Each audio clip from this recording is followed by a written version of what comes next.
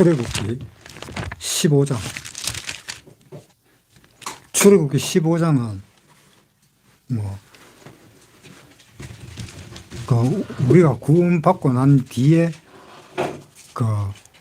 마지막으로 홍해 바다를 건너는, 그러니까 이집트에서 탈출해가지고 마음으로 느끼는 것을 표현한 것입니다. 그것을 노래로 표현했다 그러는데 15장 1절에 이때에 모세와 이스라엘 자손이 이 노래로 여호와께 노래하니 일렀으되 내가 여호와를 찬송하리니 그는 높고 영화로우시며 말과 그 탄 자를 바다에 던지셨음이로다. 우리가 구원을 받고 나면은, 이게 이제 구원을 받고 난 뒤에 그 마음 상태를 이야기하는데요. 이때는 구약 시대 때라 가지고 자기가 구원 받았다는 것을 몸소 실제로 느끼는 거예요. 실제로 느끼는 거고, 지금 우리가 구원 받았다라고 하는 것은 실질적인 이 몸소 느끼는 것이라기보다는 우리 마음에서 느끼는 것, 그 차이가 있습니다. 그러니까 구약 시대 때는 우리 육체의 해방이 되는 것을 묘사했고, 우리가 지금 구원 받는 그 과정은 우리 육체가 아니라 우리의 마음이 이제 구원을 받는 것을 묘사한 겁니다. 그래서 지금 우리가 구원받은 것이 구약에 치면은 출애굽기 15장에 구원받은 그 후의 느낌과 같은데요. 그런데 표현하는 방법은 다릅니다. 표현하는 방법은 구약 시대 때는 마음으로 표현하기보다는 육체적으로 표현을 한 거기 때문에 육체적인 그 이야기만 계속 나오는 겁니다. 그런데 지금 우리가 구원받은 그거는 육체가 아니고 마음으로 구원받은 거니까 그 마음으로 구원받은 것과 육체로 구원받은 것과의 차이는 조금 있습니다. 그렇지만 근본적인 것은 다 같은 겁니다. 15장 1절에 이때에 모세와 이스라엘 자손이 이 노래로 여호와께 노래하니 일렀으되 내가 여호와를 찬송하리니, 내가 여호와를 찬송하리니 하는 그 말이 이집트에 있을 때는 내가 여호와를 찬송하겠다라는 말이 없었습니다. 그때는 오히려 모세를 갖다가 뭐라 그럴까, 좀 자기 혼자만 그렇게 하나님한테 택함을 받았는 그런 사람인 것처럼, 그래가지고 오히려 모세를 갖다 야유를 하고 구원받기 전이니까 야유를 하고 그랬었습니다. 양의 그 피로 구원을 받고 난 뒤에는 이제 모세의 말을 좀 들었습니다.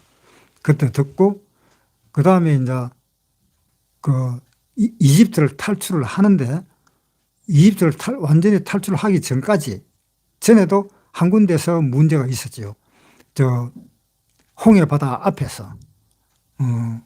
그러니까 우리를 죽이려고 이까지 끌고 왔느냐, 우리가 죽으려고 양의 피로 제사를 지냈느냐, 이런 식으로 이 모세를 갖다가 비난하고 그렇게 했었습니다. 그래가지고 하나님이 바다를 갈라지게 함으로 인해서 이제 이 모세를 바다를 건넜는데, 우리가 바다를 건넌 것은 구원받고 난 뒤에 우리가 바다를 건넌 것은 바로 뭔가 하면은 우리가 구원받고 난 뒤에 침례받는 과정입니다. 지금 홍해 바다를 건너는 것이 침례받는 과정이기 때문에 그 시차가 있잖아요. 구약 시대 때는 이스라엘 백성들이 양의 피로 구원을 받았고, 구원받고 난 뒤에 뒤이어 나온 것이 홍해 바다를 건너는 침례였습니다. 그런데 지금 이 시대에는 구원을 받고 난 뒤에 침례가 바로 이루어지는 경우도 있고, 그 다음에 바로 이루어지지를 못하고 1년, 2년, 10년, 20년 이렇게 있다가 침례를 받는 경우도 있습니다. 그 시차 차이가 조금 있으니까 그것은 그렇다고 해서 구원받고 침례받는 데에 대해서 아무런 이유는 없습니다. 그래서 우리가 구원을 받고 난 뒤에 침례를 받을 때까지는 그냥 우리 마음속에서 일어나는 하나님께 대한 그 마음이 일어나는 그대로 있습니다. 그런데 여기 구약에서는 침례를 받고 난 뒤에라야 비로소 하나님을 찬양한다 하는 그런 말이 지금 나오는 겁니다. 그래서 1절에 이때에 모세와 이스라엘 자손이 이 노래로 여호와께 노래하니 일러서되 내가 여호와를 찬송하리니. 이 홍해 바다를 건너고 난 뒤에 이집트 사람이 처음 다 물에 침몰되고 다 죽은 것을 육신적인 그 눈으로 보고 난 뒤에 그때서야 하나님은 정말 높으신 하나님이시구나. 그래서 하나님의 영화를 갖다가 이야기하고 하나님의 영광을 이야기하고 그렇습니다. 그런데 우리는 구원받았을 때 우리는 하나님의 영광과 하나님의 영화를 이야기를 했었습니다. 그 시차는 아무런 구원받는 거라든가 또 구약시대 때나 신약시대 때나 아무런 영향을 주지는 못합니다. 똑같습니다. 15장 1절부터 이때에 모세와 이스라엘 자손이 이 노래로 여호와께 노래하니 일러서되 내가 여호와를 찬송하리니 그는 높고 영화로우시며 말과 그 탄자를 바다에 던지셨음입니다. 그러니까 구약시대 때 이제 이스라엘 사람이 홍해 바다를 건너자마자 하나님이 물을 흐르게 해버려 가지고 이집트 사람들 다 죽는 그 광경을 구약시대 때는 두 눈으로 똑똑히 봤습니다. 똑똑히 보고 하나님은 이렇게 영광스러운 하나님이시구나 하는 걸 직접적으로 느끼게 되어 있습니다. 그래서 그것을 보고 하나님의 영광을 찬미를 하고, 그런데 우리 지금 구원받은 사람들은 구원받을 그 순간에 자기가 구원받았다는 것을 알았을 때 그때에 이제 하나님을 찬양을 하는 겁니다. 물론 그때에 그 침례를 받지도 않았을지라도 똑같은 이스라엘 사람들이 찬양하듯이 우리 마음에도 찬양이 왔었습니다. 그래서 구원받고 난 뒤에 각 사람들이 느끼는 바가 다 다르지만은, 그러나 그 느끼는 그 중심적인 그 문제는 다 같다고 봅니다. 구약시대 때나 신약시대 때나 또 신약시대 때에 그 많은 사람들, 각각 개개인의 사람들이나 또 그 많은 사람들 모두가 다 한 곳으로 집중이 되어서 하나님을 찬양하며 했을 것입니다. 그래서 저는 구원받았을 때 그랬어요. 구원받았을 때 내가 구원받았다 하는 것을 아는 즉시 내가 하나님 말을 갖다가 참 잘 들어야 되겠구나 하는 그 생각이 들었습니다. 아마 여러분들도 아마 똑같은 저와 같은 그런 생각이 들었을 줄로 압니다. 그래서 하나님 말씀을 잘 들어야 되겠다고 생각하고 조금 있으니까 정말 하나님이 좋으신 분이다. 정말 하나님의 영광을 돌릴 수 있는 내가 되었다라는 것을 이제 알 수가 있었지요. 그래서 내가 여호와를 찬송하리니 그는 높고 영화로우시며 말과 그 탄자를 바다에 던지셨음이로다. 말과 그 탄자를 바다에 던졌다. 그 말은 그 이집트의 말이 유명한 말입니다. 우리나라로 치면은 제주도가 유명한 말이듯이 세계적으로 쳤을 때는 이집트 말이 유명한 말입니다. 그 유명한 말과 그 탄자를 하면은 이집트의 지휘관들이겠죠. 그러한 사람들이 다 멸절되었다라는 이야기를 합니다. 그것이 우리가 구원을 받았을 때에 꼭 그와 같은 마음은 들지는 않았을지라도 그 핵심은 그거와 같은 핵심으로 우리는 느낄 수가 있었습니다. 그러니까 내가 죄가 다 없어졌구나. 그 죄를 관할하는 것이 구약시대 때로 생각하면 애굽이다. 우리 시대에 구원받은 사람들은 애굽의 말과 애굽의 전차 그런 것들이 다 물에 몰살되었다 하는 말들을 우리는 생각했을 때에 그것은 다 죄를 의미하는 것이구나 라고 우리는 그렇게 해석을 하면 되겠습니다. 2절에 여호와는 나의 힘이요 노래시며 나의 구원이시로다. 그는 나의 하나님이시니 내가 그를 찬송할 것이요 내 아비의 하나님이시니 내가 그를 높이리로다. 이집트 사람들이 이스라엘을 건너오니까 말하는 것이 어떻게 하느냐. 나의 하나님이다. 우리의 하나님이라기보다는 나의 하나님이다. 우리가 구원받았을 때도 마찬가지입니다. 구원받았을 때 하나님 정말 고맙습니다. 그 말할 때 그 하나님은 나의 하나님이지 우리의 하나님은 아닐 것입니다. 그러니까 그 당시에 구원받은 사람과 지금 구원받은 사람과의 다 같은 마음이다라는 것을 이야기합니다. 그 같은 마음이라는 것을 생각하면서 이제 우리가 읽어보면은 15장 2절에 여호와는 나의 힘이요 노래시며 나의 구원이시로다. 나를 구원해 주신 하나님이시다.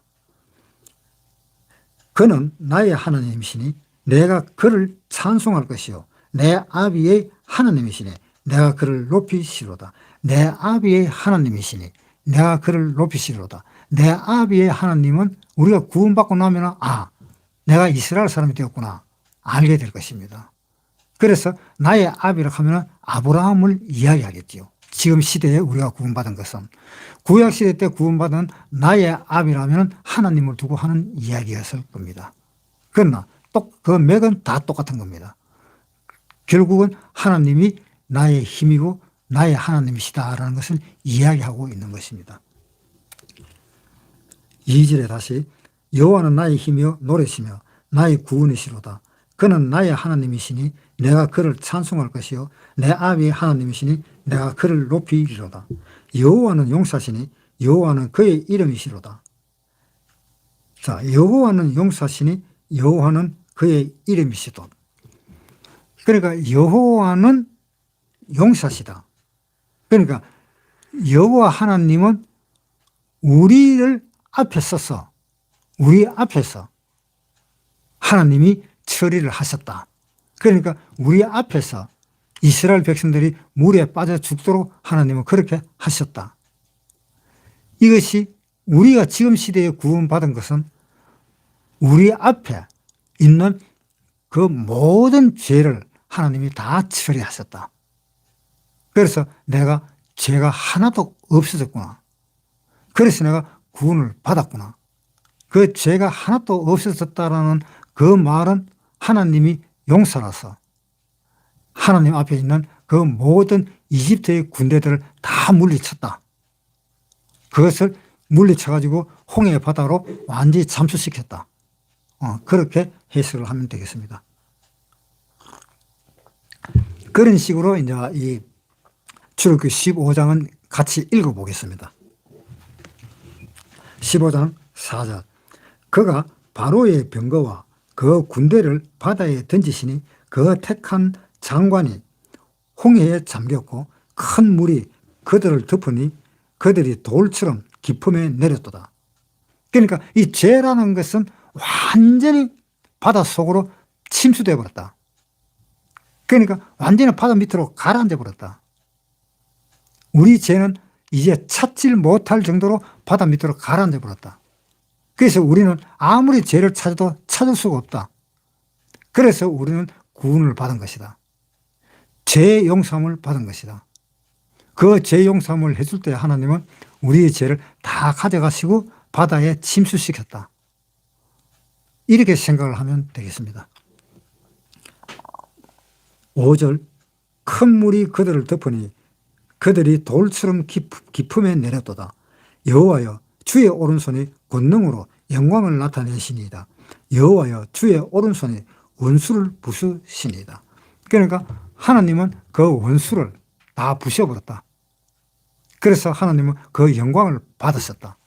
그러니까 그 영광을 받으시는 것은 그 이집트에 있는 그 모든 군사를 다 부셔버리고 다 죽이고 이제 죄는 완전히 다 죽어버리고 그 다음에 완전히 의인으로서 많은 사람들이 구원을 받게 된 것을 이렇게 이야기를 한 것입니다. 그러니까 구약 시대 때에 있었던 그 사건들이 신약 시대에 우리에게 우리 마음에 그대로 이루어졌음을 알 수 있습니다. 왜 그러냐? 5절에 그들이 돌처럼 깊음에 내렸도다. 여호와여 주의 오른손이 권능으로 영광을 나타내시니이다. 여호와여 주의 오른손이 원수를 부시니이다. 그러니까 그 영광을 하나님이 나타내셨다. 어떻게? 우리가 가지고 있는 이 모든 죄를 하나님이 그렇게 다 하나님이 우리의 죄를 몽땅 그대로 바다에 다 빠뜨렸었다. 그러니까 하나님은 우리의 영광이다. 그래서 바다에 다 빠뜨렸는데 그 다음에 우리가 얼굴을 들고 봤을 때에 우리는 죄가 하나도 없더라. 바다에 다 빠져버리고 죄가 하나도 없더라. 내가 그 죄를 찾으려고 생각을 해도 아무리 해도 그 죄를 찾을 수가 없구나 라는 것을 알게 되었던 것입니다. 우리가 구원받았을 때 그러한 마음을 우리는 가지고 있었을 겁니다. 그 다음에 7절 주께서 주의 큰 위엄으로 주를 거스르는 자를 엎으시나이다. 주께서 진노를 발하시니 그 진노가 그들을 초기같이 사르시니이다. 그러니까 하나님의 말을 듣지 않는 사람들은 다 죽였다. 그러니까 그 다 죽인 것이 이스라엘 사람들이 이집트를 출발해서 홍해 바다를 건널 때에 그 이집트 사람들은 이스라엘 사람 뒤를 쫓다가 그대로 멸망을 해버렸다. 그러니까 그 멸망을 하고 난 뒤에 우리가 느낀 것은 하나님밖에 없구나라는 것을 아마 느낄 수 있었을 겁니다. 그래서 하나님이 좋아지고 하나님이 보고 싶어지고 또 하나님이 좋고 보고 싶어도 하나님이 우리 육체의 눈에 보이도록 존재하시는 것이 아니라 하나님은 성경에 있다는 것을 알고 성경도 보고 싶어지고 아마 다 그랬을 겁니다. 그래서 성경이 보고 싶어지면 성경 말씀도 기억하게 되고 또 성경 말씀을 어디에 있는지 알게 되기도 바라고 그러한 마음들이 사람들 마음속에 많이 솟아났을 것입니다. 7절 주께서 주의 큰 위엄으로 주를 거스르는 자를 엎으시며 주께서 진노를 발하시니 그 진노가 그들을 초기같이 사르니이다. 그러니까 하나님의 그 진노가 무서운 질투의 불처럼 그렇게 하나님은 나타났다. 그런데 우리한테는 정말 영광스러운 하나님이다. 그런데 여기에서는 양면이 있는데 한쪽에서는 진노고 한쪽에서는 우리를 영광스럽게 높이시고 그러니까 하나님이 두 얼굴을 가진 하나님이냐 그런 생각을 할 수가 있습니다. 하나님은 두 얼굴을 가진 하나님은 아닙니다. 하나님은 한 얼굴입니다. 하나님은 똑같은 얼굴로 우리를 보고 그 죄인들을 보고 했을 때에 우리 마음은 어떠냐? 우리를 봤을 때 하나님의 아들을 봤을 때 우리는 하나님이 정말 인자하시고 정말 자비하시고 정말 하나님은 영광스러운 하나님이심을 우리는 그 하나님의 얼굴을 봄으로써 우리는 그것을 느낄 수가 있습니다. 그런데 죄인인 이 사람들이 하나님의 얼굴을 봤을 때는 어떨까? 아주 두려운 하나님 또는 아주 진노를 베푸시는 하나님 그런 식으로밖에 보이지가 않습니다. 그러니까 하나님은 똑같은 하나님이고 똑같은 얼굴을 가지고 있는데 우리는 자비롭게 보지만 죄인들은 진노의 하나님으로 볼 수밖에 없는 겁니다. 그것을 예를 들면 우리가 어릴 때에 아버지가 뭐 이것을 건드리지 마라라고 이야기했는데 우리가 어렸을 때 그것을 건드렸다. 그러면 아버지가 오면 큰일 나는데 야도 났네. 엄마한테고 누나한테고 형한테도 내가 이거 만졌다고 하지 마, 만졌다고 이야기하지 마라고 부탁을 하는 겁니다. 그때에 아버지가 저녁에 집에 들어와서 아버지는 아무 것도 모르고 그냥 우리를 대하는 그 얼굴로 우리를 대합니다. 얼굴로 대하는데 아버지가 만지지 마라 한 걸 안 만진 형제들은 형제나 자매들은 아버지를 볼 때 아주 아버지를 따르고 또 아버지가 우리를 사랑하는 그 마음으로 우리는 아버지를 볼 수가 있습니다. 그런데 그 중에 하나는 아버지가 만지지 마라 그랬던 그것을 만졌던 그 자녀는 하나님을 어떻게, 자기 아버지를 어떻게 볼까요? 두려운 아버지로 보입니다. 내가 이거 만진 거 들통이 나면 안 되는데, 내가 뭘 하나 잘못 건드려갖고 아무래도 들통 나고 싶은데, 그러한 생각이 자기 아버지를 무섭게 만드는 겁니다. 그러니까 하나님의 얼굴은 다 한결같은 한 얼굴입니다. 그런데 그 하나님의 얼굴을 보고 느끼는 것이 사람마다 다 다르다는 겁니다. 신앙생활 열심히 했고 하나님 앞에 정말 내 나라가 어디 안 부끄러울 정도로 신앙생활 열심히 했는 사람은 하나님을 보면 그저 반갑고 좋고 할 거고, 그런데 이 신앙생활하고 뭐고 구원만 딱 받고만 딱 끝내버리는 그런 사람들은 하나님을 볼 때에 아주 두려운 하나님으로 보는 겁니다. 왜? 하나님이 나를 구원시켰을 때 나만 천국에 들어가기 위해서 나를 구원시킨 것이 아니지 않느냐. 만약에 나만 천국으로 데려갈 사람을 구원을 시켰다면 내 이후에 모든 사람들은 아예 천국에 그들도 보지도 못하지 않느냐. 그러한 양심이 작동했을 때 하나님을 보면은 하나님이 두려우신 겁니다. 하나님이, 야, 내가 네 하나만 구원시키려고 내가 이 세상에 내려왔는 줄 알아? 이렇게 딱 꼬집어 물어버리면 내가 할 말이 뭐가 있느냐. 혹시 하나님이 그렇게 나한테 물으면 나는 어떻게 할까? 라는 그러한 두려움이 있을 것입니다. 하나님은 한 얼굴이고 또 그것을 느끼는 사람은 수십 가지의 얼굴로 느껴질 것입니다. 그것을 표현한 것이 하나님은 마태복음, 마가복음, 누가복음, 요한복음을 만든 이 네 가지의 이 얼굴로 하나님은 이야기를 했습니다. 그러니까 하나님은 바로 뭐냐? 너희가 나를 볼 때는 너희가 보는 그것만 볼 수 있을지는 몰라도 실질적으로 하나님의 그 속성은 여러 가지라는 겁니다. 그것을 나타내는 것이 마태, 마가, 누가, 요한복음입니다. 그래서 마태복음은 유대인에게 나타나는 하나님의 얼굴이고, 마가복음, 누가복음은 이방인에게 나타나는 하나님의 얼굴이고, 요한복음은 이 세상 모든 사람에게 나타나는 그 얼굴이고, 그래서 그 얼굴이 각각 다르다는 것을 나타낸 것이 사복음서에 있는 것입니다.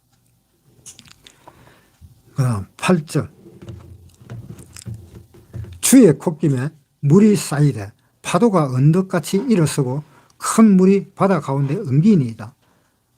대적의 말이 내가 쫓아 미쳐 탈취물을 나누리라. 내가 그들로 인하여 내 마음을 채우리라.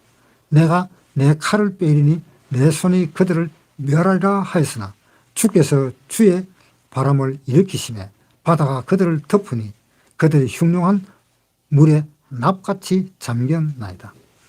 그런데 이 이스라엘을 쫓던 이 이집트 사람들은 바다에 잠겼다. 그 바다에 잠겼다라는 말은 도저히 못 나온다는 이야기입니다. 그 바다에 이미 빠져 죽어버리면 그건 도저히 나올 희망이 없습니다. 그러니까 그들은 납같이 잠겼다 하는 그 말은 납은 물에 집어넣으면 그대로 쏙 빠져버리잖아요. 원체 무거워서. 돌덩이랑 하고 똑같지요. 그 납같이 잠겼다 하는 말은 도저히 너희는 이제 못 나온다 하는 이야기입니다. 어디서 못 나오냐? 바다 밑에 빠져갖고 거기서 못 나오는 그 바다 밑이 바로 어딘가 하면 땅이잖아요. 그 지옥이란 땅에서 결코 나오지를 못한다는 뜻입니다. 11절. 여호와의 심중에 주와 같은 자 누구이니까? 주와 같이 거룩함에 영광스러우며 찬송할 만한 위엄이 있으며 기이한 일을 행하는 자 누구니까? 주께서 오른손을 드신 적 땅이 그들을 삼켰나이다. 주께서 그 구속하신 백성을 은혜로 인도하시되 주의 힘으로 그들을 주의 성실한 처소에 들어가게 하시나이다. 열방이 듣고 떨며 블레셋 거민이 두려움에 잡히며 에돔 방백이 놀라고 모압 영웅이 떨림에 잡히며 가나안 거민이 다 낙담하나이다. 하나님의 이 행하신 이것을 보면은 열방이 듣고 떤다라고 했습니다. 열방이 듣고 떤다라는 말은 하나님의 능력이 무궁하기 때문에 자기들은 심히 감히 생각도 못했는 일들을 하셨기 때문에 그 열방 주의 나라 사람들이 다 떤다라고 했습니다. 이 이스라엘이 떴다 하면 이제 어쩔 줄을 모르는 겁니다. 그래서 그 여리고 섬 문을 갖다 완전히 잠그고 개미새끼 하나 들어오지 못할 정도로 그렇게 완전히 다 잠궜던 것입니다. 그런데 하나님은 그 잠근 그것으로 하나님은 물러설 하나님이 아니잖아요. 그러니까 이스라엘 백성들을 시켜서 너는 여리고 성을 7번 돌아라. 그러면은 그 성이 무너질 것이다. 그러니까 하나님이 그 성을 무너지도록 하나님이 만드신 것입니다. 그래서 7번 돌고 그 성이 무너지고 라합은 살고 그 여리고 성을 발판을 해가지고 이제 가나안 땅을 갖다가 침략하는 겁니다. 16절 놀람과 두려움이 그들에게 미치매 주의 팔이 큼을 인하여 그들이 돌같이 고요하여 사오니 여호와여 주의 백성이 통과하기까지 곧 주의 사신 백성이 통과하기까지였나이다. 주께서 백성을 인도하사 그들을 주의 기업의 산에 심으시리니 주 여호와여 이는 주의 처소를 삼으시려고 예비한 것이라. 주여 이것이 주의 손으로 세우신 성수로소이다. 여호와의 다스리심이 영원 무궁하시도다. 그래서 이스라엘 사람들은 하나님을 이렇게 찬양을 하면서 홍해바다를 이제 완전히 건넜습니다. 홍해바다를 완전히 건너가지고 이집트 백성들이 멸망하는 것을 보고 이제 이렇게 노래를 한 것입니다. 출애굽기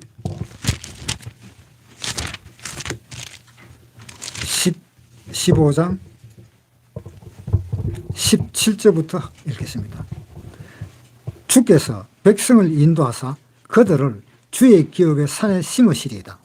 여호와여 이는 주의 처소를 삼으시려고 예비한 것이라. 주여 이것이 주의 손으로 세우신 성소로소이다.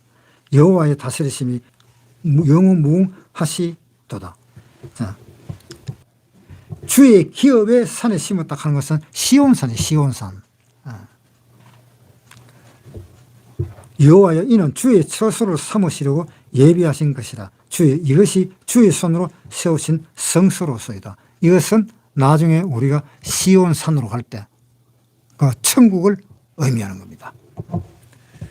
19절 바로의 말과 병거의 마병이 함께 바다에 들어가며 여호와께서 바닷물로 그들 위에 돌이켜 흐르게 하셨으나 이스라엘 자손은 바다 가운데서 육지로 행한지라. 아론의 누이 선지자 미리암이 손에 소굴을 잡으며 모든 여인도 그를 따라 나오며 소굴을 잡고 춤추니 미리암이 그들에게 화답하여 가로되 너희는 여호와를 찬송하라. 그는 높고 영화로우시며 말과 그 탄자를 바다에 던지셨습니다 하셨더라.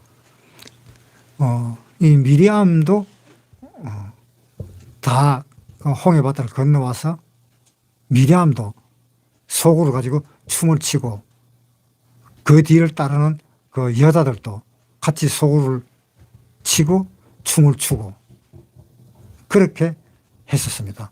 우리가 구원받았을 때와 똑같은 상황입니다.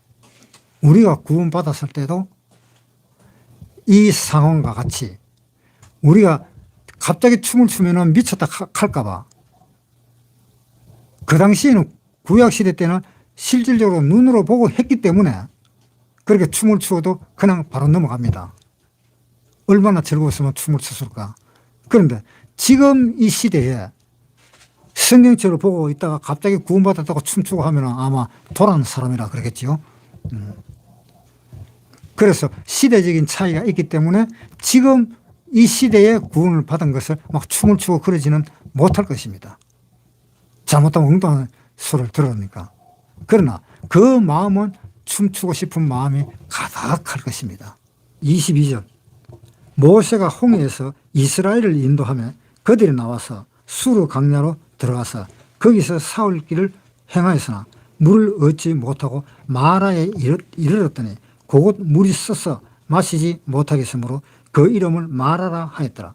백성이 모세를 대하여 원망하여 가로되 우리가 무엇을 마실까 하면 모세가 여호와께 부르짖었더니 여호와께서 그에게 한 나무를 지시하시니 그가 물에 던지면 물이 달아졌더라. 거기서 여호와께서 그들을 위하여 법도와 율례를 정하시고 그들을 시험하실 때 그들이 가라사대 너희가 너희 하나님 나 여호와의 말을 청종하고 나의 보기에 의를 행하며 내 계명의 귀를 기울여 나의 보기에 의를 행하며 내 계명의 귀를 기울이며 내 모든 규례를 지키며 내가 애굽 사람에게 내린 모든 질병에 하나도 너희에게 내리지 아니하리니 나는 너희 치료하는 여호와임이니라.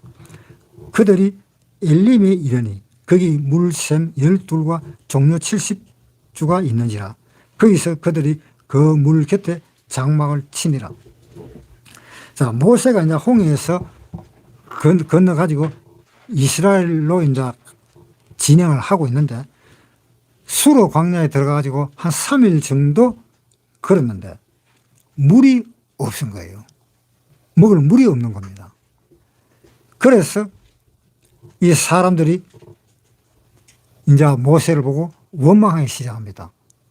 우리를 이 물 없는 곳에 끌고 와가지고 이 한두 사람도 아니고 수백만 명, 거의 200만 명이 되는 사람들이 여기서 죽이려고 그러느냐라고 이야기를 했었습니다.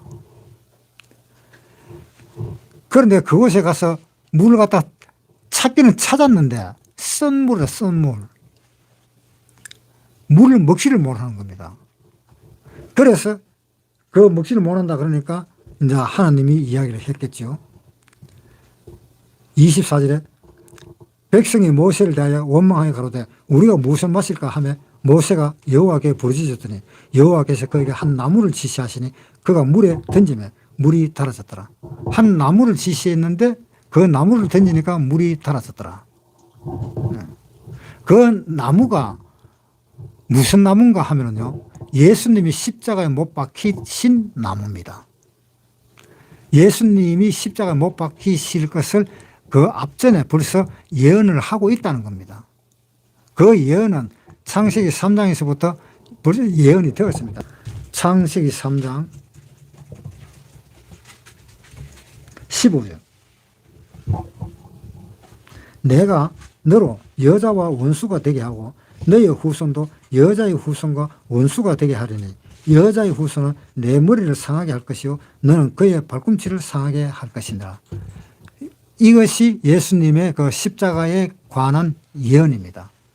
그래서 예수님은 여자에게서 태어나셔서 그 뱀을 머리를 밟고 그 뱀은 예수님의 발꿈치를 물을 것이다 라는 이야기입니다. 그래서 여기에 나오는 하나님이 이야기나 그 나무를 던져라. 그러면 물이 달아질 거다. 그래서 예수님의 그 십자가인 그 나무를 던졌다. 그러니까 그 나무는 예수님의 십자가의 나무를 의미하는 겁니다. 자, 갈라디아서에 한번 보겠습니다. 3장 13절. 그리스도께서 우리를 위하여 저주를 받은 바 되사 율법의 저주에서 우리를 속량하셨으니 기록된 바 나무에 달린 자마다 저주 아래 있는 자라 하였음이니라. 나무에 달린 자마다 하나님이 다 저주한 거다. 즉 나무에 달린 자마다 하나님이 다 심판을 한다 이런 뜻입니다. 그러니까 이 나무는 무엇을 의미하는가 하면 하나님의 심판을 의미하는 겁니다. 그래서 그 나무를 던져라. 그러니까 그 나무를 던지면 하나님이 그 물을 깨끗하게 하겠다. 먹을 수 있도록 하겠다는 것입니다. 왜? 그 나무를 던짐으로 인해서 우리가 나음을 입잖아요. 예수님이 십자가에 못 박힘으로 우리가 나음을 입고 평화를 누리고 그랬잖아요. 이사야 53장 4절. 그는 실로 우리의 질고를 지고 우리의 슬픔을 당하였거늘 우리는 생각하기를 그는 징벌을 받아서 하나님에게 맞으며 고난을 당한다 하라 하였노라. 그가 찔림은 우리의 허물을 인함이요. 그러니까 그 나무에 달려서 예수님이 고통을 받으면 우리의 허물을 인함이고, 그가 상함은 우리의 죄악을 인함이고, 그가 징계를 받음으로 우리가 평화를 누리고, 그가 채찍에 맞음으로 우리가 나음을 입었도다. 그러니까 그 나무가 그 마라라는 그 쓴물에다가 집어 던지면은 그것이 예수님의 그 고통으로 인해서 그 물이 달아진다, 이런 뜻입니다. 출애굽기 15장 22절 읽겠습니다. 모세가 홍해에서 이스라엘을 인도하며 그들이 나와서 수르 광야로 들어가서 거기서 사흘 길을 행하였으나 물을 얻지 못하고 마라에 이르렀더니 그곳 물이 써서 마시지 못하겠으므로 그 이름을 마라라 하였더라. 백성이 모세를 대하여 원망하여 가로되 우리가 무엇을 마실까 하며 모세가 여호와께 부르짖었더니 여호와께서 그에게 한 나무를 지시하시니 그가 물에 던지면 물이 달아졌더라. 거기서 여호와께서 그들을 위하여 법도와 율례를 정하시고 그들을 시험하실세 가라사대 너희 하나님 나 여호와의 말을 청종하고 나의 보기에 의를 행하며 내 계명의 귀를 기울이며 내 모든 규례를 지키면 내가 애굽 사람에게 내린 모든 질병의 하나도 너희에게 내리지 아니하리니 나는 너희를 치료하는 여호와임이니라. 자, 그래서 이제는 예수님의 그 십자가를 이야기하면서 하나님이 이제 이야기를 했습니다. 너가 내 말을 잘 들으면은 내 계명을 잘 지키고 그러면은 너에게 내린 모든 질병을 내가 내리지 않겠다. 그러니까 결국은 뭐냐면 하나님의 말을 잘 들으면은 아주 순조롭게 아주 편안하게 너희가 삶을 살 수가 있을 것이고 하나님 말을 안 들으면은 고통을 입을 것이다 라는 이야기를 한 것입니다. 그러면서 이제 이 계명에 대해서 이야기를 했습니다. 보세요. 16절에 가라사대 너희가 너희 하나님 나 여호와의 말을 청종하고 나의 보기에 의를 행하며 내 계명에 귀를 기울이며 내 모든 규례를 지키면 내가 애굽의 사람에게 내린 모든 질병의 하나도 너희에게 내리지 아니하리니 나는 너희를 치료하는 여호와임이니라.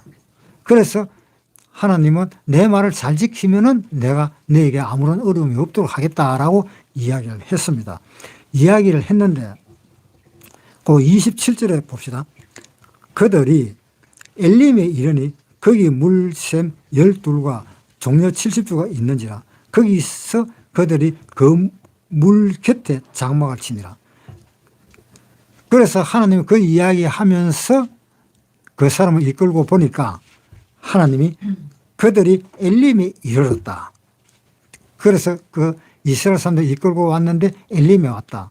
엘림은 어떤 곳인가 하면은 거기에 물샘이 12개가 있고 그 다음에 종려나무가 70주가 있고 거기서 그들이 그 물 곁에서 장막을 쳤다라고 했습니다. 여기가 바로 교회의 시작입니다. 여기가. 그러니까 여기서 이제 교회가 시작되는 건데 이 교회라는 것은 어떠냐? 물샘이 12개가 있고 물이 있고 그 다음에 나무가 있고 결국 물이 있고 나무가 있다는 말은 사람이 쉬기에 좋은 환경이다라는 이야기죠. 그러니까 사람이 쉬기에 좋은 환경은 교회다라는 그 이야기입니다. 그러니까 이스라엘 백성들이 애굽을 탈출해서 홍해를 건너서 광야 생활을 하면서 첫 교회에 대한 이야기를 하셨다. 그것이 이제 엘림이다. 엘림은 나무도 많고 또 물도 많은 오아시스다 이 말입니다. 그래서 우리의 오아시스는 교회라는 이야기입니다. 교회에 오지 않으면은 오아시스의 그 맛을 느끼지를 못하는 겁니다. 그래서 어떤 마음에 무엇이든지 마음에 문제가 있다면은 이 교회에서 풀기를 바랍니다. 왜냐하면 오아시스도 아닌 물도 없는 나무도 그늘도 없는 그곳에서 괴로워하기보다는 그곳에서 괴로워한다면 그 고통이 많이 심하겠죠. 물론 하나님의 자녀가 그렇게 그 물도 없고 사막 같은 그러한 곳에서 고통을 겪고 있다면 하나님이 또한 인도를 할 것입니다. 어떻게 인도를 해도 인도를 할 것입니다. 즉 엘림으로 인도하실 수도 있습니다. 아니면 개인적으로 따로 인도하실 수도 있겠습니다. 그러나 모든 사람이 있는 구원받은 사람이 모여있는 그 엘림으로 오셔야만이 그 어떤 문제가 있다면 아마 해결이 될 것입니다.